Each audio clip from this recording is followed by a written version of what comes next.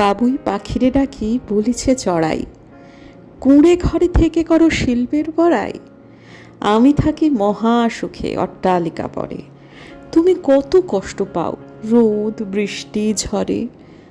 বাবুই হাসিয়া কহে, সন্দেহ কি তাই, কষ্ট পাই তবু থাকি নিজেরও বাসায়।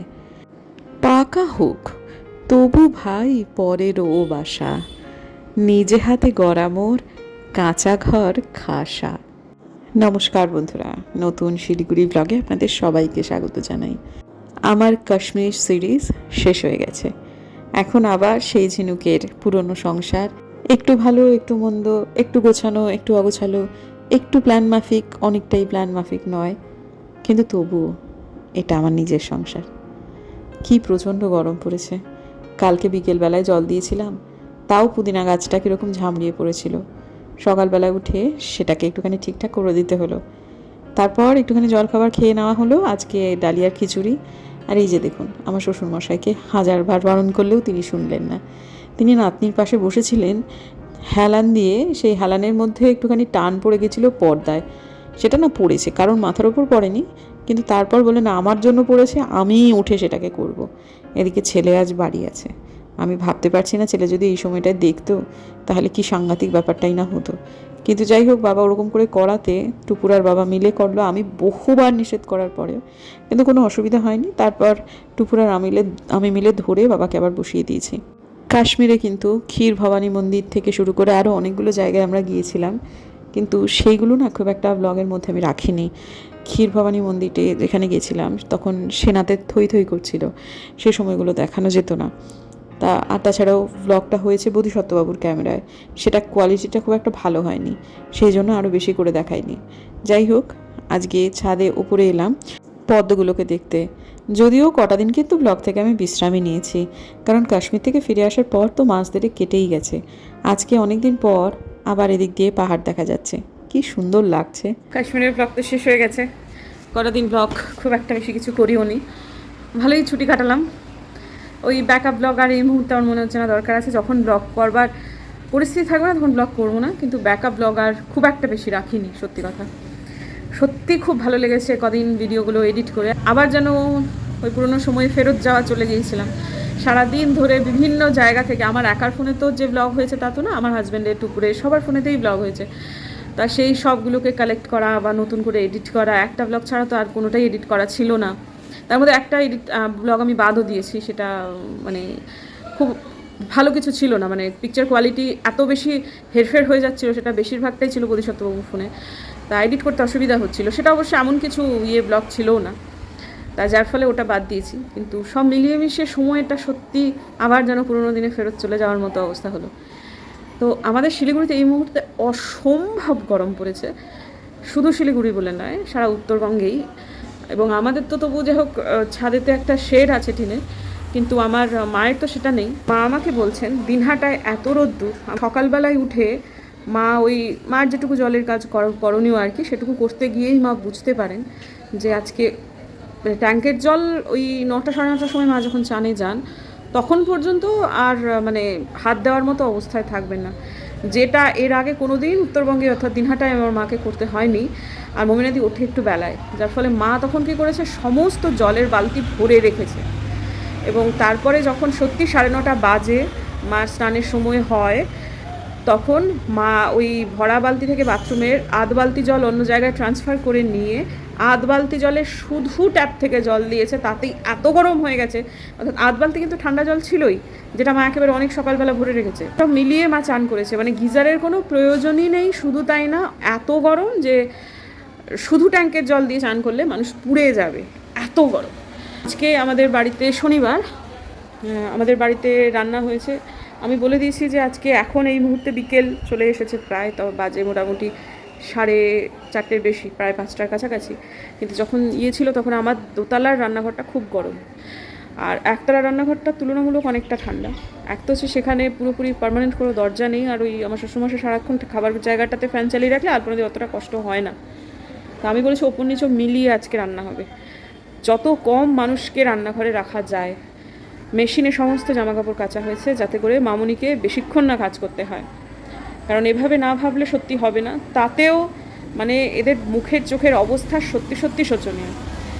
যাই হোক, গরমকালে গরম পড়বে এটা ঠিক কথা, কিন্তু এত গরম পড়েছে সেটা কি আর বলবো। তবে যারা চরম আবহাওয়ার মধ্যে থাকেন, বছরের পর বছর আছেন, তাদের হয়তো এই গরমটা তেমন কিছু না, আমাদের অভ্যেস নেই, সেই জন্যই হয়তো এত কথা বলছি। তবে আমার মায়ের তো এতগুলো বছর বয়স হলো, আমার মা বলছে এইরকমভাবে জল তুলে রেখে দিতে হবে সকালবেলায় উঠেই। মা তখনই হাত দিয়ে, মানে 5টা থেকে ঝাঁঝা রোদ্দুর, তা তখনই মা বুঝতে পেরেছেন। ভাগ্যিস এর আগে কোনোদিন সেটা আমাকে করতে হয়নি। এখন আলপনাদের এই দুটি মেলা রয়েছে, সেগুলোও প্রায় শুকনোর পথে, শুধু এই কোমরের কাছটা ভেজা, আর বাদ বাকি সমস্ত শুকিয়ে গেছে। ওপর দিলে, হাতে কেচে দিলেও 1 ঘন্টার মধ্যে শুকিয়ে যাচ্ছে। কাজ এখন যত তাড়াতাড়ি, মানে সূর্য মাথার উপর ওঠার আগেই করে ফেলা যায় ততই ভালো। আমাদের আজকে সাংসারিকের সমস্ত কাজ 12:30টার মধ্যে সম্পূর্ণ হয়ে গেছে। এখন যে কাজ নির্দিষ্ট সময়ের কাজ, সেটা তো তার আগে করা যাবে না। কোনো স্কুলের মাস্টারমশাই বা দিদিমণি দুটোর ক্লাস তো তিনি 11:30টায় নিতে পারবেন না, সেটা তাকে দুটোতেই নিতে হবে। কিন্তু এই যে আমাদের সাংসারিক কাজকর্মগুলো, সেগুলো যত সকালবেলায় উঠে এখন করে ফেলা যায় ততই মঙ্গল। আজকে আমাদের বাড়িতে হয়েছে ক্ষীর পাটিসাপটা, কল্পনাদি বানিয়েছে।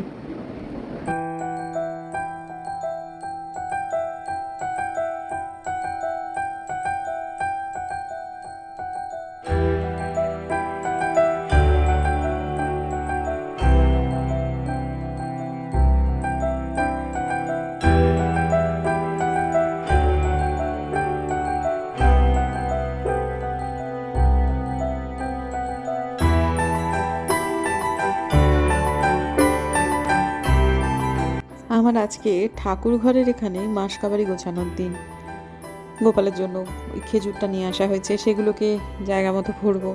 তাছাড়াও আর কি ওই সম্রানী কাপ, সেটা প্রায় শেষের পথে হয়ে গেছিলো, সেটা আবার অর্ডার দিয়েছি, সেটা এসেছে, সেগুলোও যথাস্থানে রাখা। মোমবাতি, আমি তো উপরেতে মোমবাতি জ্বালাই, অনেকেই বলেছেন প্রদীপ জ্বালাতে হয়, আমি মোমবাতি জ্বালাই, অসুবিধা নেই। মহারাজ বলেছেন, মানে রামকৃষ্ণ মিশনের মহারাজ বলেছেন জ্বালাবেন মা, মোমবাতিই জ্বালাবেন, কোনো অসুবিধে নেই। অনেকেই মোমবাতি জ্বালিয়ে পুজো করেন, কাজেই কোনো অসুবিধা হবে না। সবসময় তেল দিলেই সেটা সলতে টলতে অনেক কিছুই হয়। আর নিচেতে, আমাদের নিচের যে ঠাকুরটা, সেখানে তো প্রত্যেক দিনই আমি পুজো করি সেটা প্রদীপ জ্বালিয়ে, কাজে উপরেতে আমি মোমবাতি দিই, সেটা তো আমার পক্ষে সহজ হয়। এটা তো মূল ঠাকুরের জায়গা নয়, আসল কথাটা হচ্ছে গোপালটা আমার আছে, এই জন্যই এটাকে আমি এত বেশি, যাই হোক আর কি। তো এখন ওই কর্পূর, তারপর আরও অনেক কিছুই এসেছে, সব কিছু হচ্ছে। যদিও সম্রানী কাপটা কিন্তু আমি প্রত্যেক মাসে আনতে হয় না, ওটাতে আমি যেটা নিয়ে এসেছি সেটাতে 120টা আছে, তার মানে 2 মাস মোটামুটি আমার যাবে, কারণ আমার প্রত্যেকদিন 2টো করে লাগে। আচ্ছা, একটু আগে যে কথাটা বলেছি যে ব্যাকআপ ব্লগ খুব একটা করিনি, দুটো না, একটা ব্যাকআপ ব্লগ কিন্তু আছে। কাজেই মাঝখানে একটা দিন ব্লগ করেছিলাম, তারপর আর ব্লগ করিনি। বিশ্রাম নেওয়াটা তো একটা ব্যাপার বটেই, তেমনই আরও অনেকগুলো পারিপার্শ্বিক কাজও ছিল। এই কটা দিন এই কাশ্মীর সিরিজটা চলাতে আমার জন্য বেশ সুবিধাজনক কী হয়েছে, এটা কিন্তু ঘটনা। এই সময়টা যদি ব্লগ চালিয়ে নিয়ে যেতে হতো, তাহলে আমার তেমন কোনো অসুবিধা হয়তো বা হতো না, কিন্তু না থাকাতে একটু এক্সট্রা সুবিধে হয়েছে, এইটুকুই বলা যায়। তো যাই হোক, অনেকগুলো কাজ ছিল ওইখানটাতে, কারণ তলা থেকে আরও, মানে সবটুকু না, মানে এটা 18 মিনিটে ক্লিপিং হয়ে যাচ্ছিলো, যার ফলে খানিকটা করে তারপর আমি আবার বন্ধ করে দিয়েছিলাম ক্লিপিংটা। তারপর আরও অনেকগুলো এই ঠাকুরের এই জায়গাটার কাজগুলো সারলাম। আর এখন এই ঘরটাকে ক্লিন করতে হবে, এক এক দিন করে একটা করে ঘর আমার ধরতে হবে, এরকম একটা ভেবেছি আমি। আবার অনেক জামাকাপড় আমাকে বাতিলের খাতায় ফেলতে হবে, ডিক্লাটার করতে হবে। একটি জায়গার সন্ধান পেয়েছি যাদেরকে খবর দিলে যারা ছেঁড়া ফাটা নয় এমন জামাকাপড় এসে বাড়ি থেকে নিয়ে যায় অর্থমূল্যের বিনিময়ে। তো সেই রকম দেখি, তারা যদি মানে তাদের, আমার যদি পছন্দসই মনে হয় ব্যাপারটা, নতুন নতুন কোনো কিছুই হুট করে ব্লগে বলে দেওয়াটা উচিত নয়, কিন্তু আগে দেখি তারা যদি ঠিকঠাক হয় তাহলে হয়তো বা তাদের সন্ধান আপনাদেরও দেবো, কারণ এই জিনিসটা সবারই কম বেশি লাগে। কারণ বিশেষ করে বাড়ন্ত বাচ্চা যাদের বাড়িতে থাকে, একটি দুটি স্মৃতি হিসেবে রেখে দেওয়ার পর বাকিগুলো সবই কিন্তু এদিক ওদিক কাউকে আমরা দিয়ে দিই বা কিছু একটা, নাহলে এটা ওটাই ব্যবহার হয়, কিন্তু এরকম করে কিন্তু কাজটা করলে মন্দ কিছু হয় না। আর এই ঘরটাকে ধরতে হবে, শুধু এই ঘর নয়, পাশের ঘরটাকেও করতে হবে। আপাতত এখন কি হয়েছে, আমি এই জিনিসগুলোকে এখন কাচার জন্য মেশিনে দিয়ে দেবো। মেশিনে দিয়ে দেওয়ার পর এখন মানে মামুনিকে একটু কাজ কমাতে হবে আমাদের আর কি, মানে এত জিনিসপত্রকে দিয়ে কাজ করানো যাবে না, মেয়েটার মুখ চোখ দেখলে খুব খারাপ লাগে। আর এত গরম, এদিকে জানলা খোলা যাচ্ছে না, এত মশা, যেমন গরম তেমন মশা। আর আমাদের তো মশারি টাঙানোর খুব একটা চল নেই, কাজেই রাত প্রায় হয়ে এসছে, শোয়ার সময় সন্নিকটে চলে এসছে। এখন যদি আমি শুধু গরম জন্য জানলাটা খুলে দিই তাহলে আমাদের আর রাত্রেবেলা ঘুম হবে না, এত মশা। আর এমন সব তারা প্রো হয়ে গেছে, লিকুইডেটারেও কাজ হয় না, এসিতেও তারা বেশ কানের কাছে এসে সারেগামা শোনায়। কাজেই আমাকে জানলাটা বন্ধ করে যতই কষ্ট হোক এই কাজটাকে করতে হবে। আমি দেখেছি খুব ঠান্ডা খুব গরমে গরম বা ঠান্ডার কথা ভুলে গেলেই সব থেকে ভালো হয়। আমি যত দ্রুত সম্ভব এই রান্নাঘরের কাজটা মেটাতে চাইছি। একটু আগে হয়তো বা বলেছি, কিন্তু আবারও আমি বলছি, আমাদের দোতলায় রান্নাঘরটায় রান্না করা তথা কাজ করাটা খুব কষ্টকর, বিশেষ করে গরমকালে। কারণ কোনো দিক থেকেই, চারদিক থেকে এমন বন্ধ, এবং মানে হাওয়া টাওয়া তো কিছু ঢোকেই না। জানলাটা খুলে রাখলে তবু যা হোক কাজ হয়। আর কি পশ্চিমের রোদটা না সম্পূর্ণটা এটার ওপর আসে। আর আমাদের এই আম গাছটা থাকাতে আকাশে খানিকটা, ওই মধ্য আকাশের রোদটা খানিকটা হলেও সেটা আটকায়, কিন্তু পশ্চিমের রোদটা একদম ঠাঠা করে পুরোটা সময় আসে, যার ফলে ভীষণ গরম হয়ে যায়। আমি সেই জন্য এখন সবাইকে বলেছি, ভাই 12:30টার মধ্যে, সমস্ত 12:30 থেকে 1টার মধ্যে আলপনাদি সব কিছু কাজ কমপ্লিট করে নেবে। আজকে আমাকে নিচের ঘর আলপনাদি পরিষ্কার করে, নিচের মানে পুজোর জায়গাটা আলপনাদি পরিষ্কার করে দিয়েছিল, তখন বাজে 11:15। আমি তার মধ্যে 11টার মধ্যে পুজো, আচ্ছা মানে নিচের পুজো টুজো সব সেরে রেটে তারপর চলে এসেছি। একটু আগে বলেছি বোধহয়, আমাদের আজকে 12:30টার মধ্যে সাংসারিক কাজকর্ম হয়ে গেছে। তারপর খাওয়া দাওয়া করা, তারপর সেই বাসন টাসন, সেগুলো তো সব সন্ধেবেলায় মাজা হলো। তো এখন এই আর কি, যে নিচের কিছু বাসন রয়েছে সেগুলো সব কিছু হয়ে গেল। কালকে সকালের জন্য রান্নাঘরটা মোটামুটি ঠিক হয়ে গেছে, মানে কালকের জন্য তৈরি। এখন বাজে প্রায় 10:45, আর এটা দেখছি খুলে পড়ে গেছে। এটা আমাদের বাইরে লাগানো ছিল, কিন্তু এটা খুলে পড়ে গেছে, আঠাটা খুলে গেছে, কালকে এটা আবার লাগিয়ে দিতে হবে। তো চলুন বন্ধুরা, দেখা হচ্ছে আপনাদের সাথে কালকে সকালবেলায়।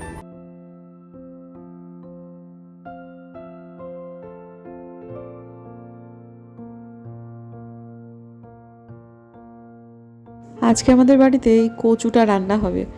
আলপনাদি কালকে গিয়ে 2টো নিয়ে এসেছে। নিচে হবে এই রান্নাটা, আমরা হয়তো বা একটু ভাগ পাবো, কিন্তু আমার বড় গলা চুলকোর জন্য আমি খেতে পারি না। কিন্তু চেষ্টা করব। এইটা যখন আমার বাবা ছিলেন, বেঁচে ছিলেন, আমার বাবার যে অসুখ করেছিল, লিভারের সমস্যা ছিল বাবার, তাতে এই কচুটা বাবাকে ডাক্তারবাবু খেতে বলেছিলেন। আর আমি যেটা দেখে হাসছি সেটা হচ্ছে এই যে তেজপাতা গাছটা, এই কদিন আগে কেটে নিয়ে গেল। গাছটা আমাদের লক্ষ্মী সোনা গাছ, কি সুন্দর কচি পাতা দিয়ে সে পুরোটা ঢেকে ফেলেছে। এখন বেশ অনেকটাই সকাল, এখনই আমি এইগুলো সব মেলে দেব। বালতিটা নিয়ে আসেনি, যার ফলে একটা ছোট্ট জিনিস পড়ে গেল হাত থেকে। এই তো হয়, বালতি নিয়ে আসলে শুধু শুধু বালতি টেনে টেনে আনা, মাত্র 3-4টে জিনিস তো, এগুলোকে এরকম করে মেলে দিলেই হবে। মামুনি আস্তে আস্তে সেগুলো শুকিয়ে যাবে। এগুলো সমস্ত কালকে ওই ঘরটা যখন গোছাচ্ছিলাম তখন আমার হাজব্যান্ডের প্যান্ট, তারপরে এইগুলো সব কেচে দিয়েছিলাম। রাত্রেবেলায় কী বার মেলবো, সকালবেলায় উঠে মেলে দিলাম।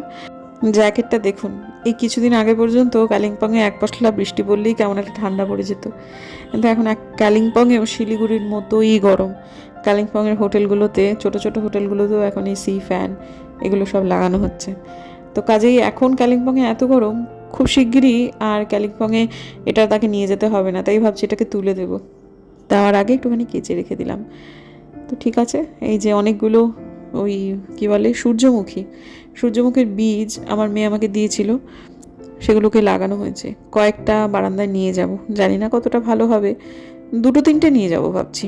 আসলে একরকম গাছ দিয়ে বারান্দা বাগান সাজাতে ইচ্ছা করে না, আর এই গাছগুলো অনেক বড় হয় বন্ধুরা। বারান্দা বাগানের জন্য সূর্যমুখী খুব একটা উপযোগী নয়ও, টুকুর দিয়েছে তাই, সেজন্য আমি ওটা উপরে নিয়ে যাব, তবে মানে নিচে নিয়ে যাব, তবে কম। আর আমার তুলসী গাছ লাগবে কয়েকটা, কারণ গোপালটাকে আমার পুজো করতে গেলে প্রত্যেক দিন তুলসী পাতা লাগে।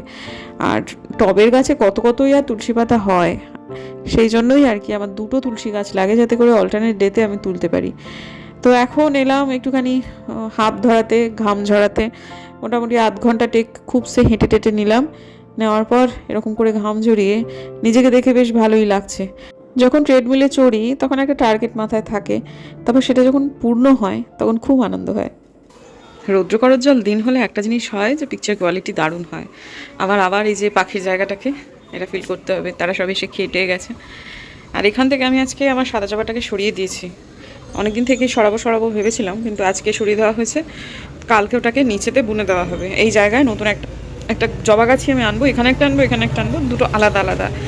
তো একটা আনবো হাজারি, এটাতে আনবো হাজারি, আর এটাতে আনবো হচ্ছে ওই যে নিচে যে লাল রঙেরটা রয়েছে সেটা। আজকে আমাদের গপুকে এই দিয়েছি গরম গরম পাটিসাপটা। প্রত্যেক দিনই হয় কাজু, নাহলে কাঠবাদাম, নাহলে খেজুর। আজকে গপুর জন্য পিঠে। প্লেটটা ছোট তাই গুটিয়ে দিতে হলো। নখের অবস্থা দেখুন, দেখি দেখি দেখি, ইস, এই যে কখন খুলবে বলতো, অসহ্য লাগছে বিশ্বাস কর। দে টেনে খুলে দি, দে দে দে দে, এটা একদম কিচ্ছু করবে না, আরো ব্যথা লাগে। তুই কি টেনে খোলার চেষ্টা করেছিস? করেছি, হয়নি, ব্যথা করেছে। এটা গিয়ে খুলে আন। না, এটা অনেক টাকা লেগেছে। যতদিন আছে আচুক না, তোমার একদম এ লাগছে, তুমিও করে নাও না। না আমার লাগছে না। এই দেখুন তো কোথায় নৌকার কোথায় এটা। আরে আরে না না না, ইস, আরে কাশ্মীরের ব্লগটা আজকেই শেষ হয়েছে বুঝলি তো। আপনারা কাশ্মীরের ব্লগে ওর নখ দেখেছেন না? এই আগের দিন যে নখ দেখেছেন, আজকে দেখুন অর্ধেক জামা খুলে গেছে।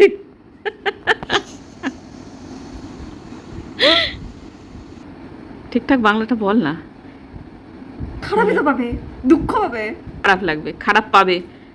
খারাপ কি পাওয়ার জিনিস? তুই কিন্তু আজকাল খুব শয়তান হয়েছিস টুকুর। মেয়ে বলে কথা একটু জ্বালাই না, জ্বালা দাও, এটা আমার বার্থ রাইট।